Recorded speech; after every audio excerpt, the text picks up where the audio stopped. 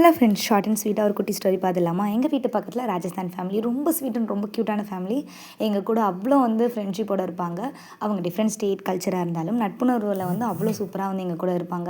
அவங்க இந்த மாதிரி நாங்கள் ஒரு ஸ்வீட் ஷாப் ஓப்பன் பண்ணியிருக்கோம். அந்த ஸ்வீட் ஷாப்பில் இருக்கிற ஸ்வீட்ஸ்லாம் கொடுத்து அதெல்லாம் நீங்கள் ட்ரை பண்ணி பாருங்கள் அப்படின்னு சொல்லி சொன்னாங்க. நாங்களும் எங்கள் அக்காவை நிற்க வச்சு ஒரு மாடல் மாதிரி வீடியோவில் எடுத்துக்கிட்டு இருந்தோம். 9 இல்லற ஒழுக்கங்களில் அழகான ஒரு ஒழுக்கம் பார்த்திங்கன்னா விருந்தோம்பல். நம்ம தமிழில் அழகாக பாடியிருப்பாங்க. ஒரு குரல் தான் நம்மளுக்கு எப்போவுமே ஞாபகம் வரும்.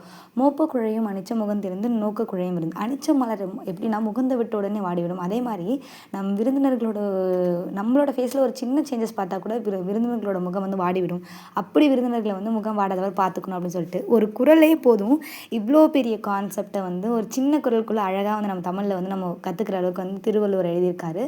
நம்மளோட விருந்தாளிகளை நம்ம எப்படி பார்த்துக்கிறோம் அப்படின்றது ரொம்ப முக்கியம். இவங்க வீட்டுக்கு நாங்கள் போனாலுமே அவ்வளோ அழகாக எங்களை வெல்கம் பண்ணி அவ்வளோ அழகாக எங்களுக்கு ட்ரிங்கிங்ஸ்லாம் கொடுத்து அவங்க அவ்வளோ நட்புணர்வு பாராட்டாங்க.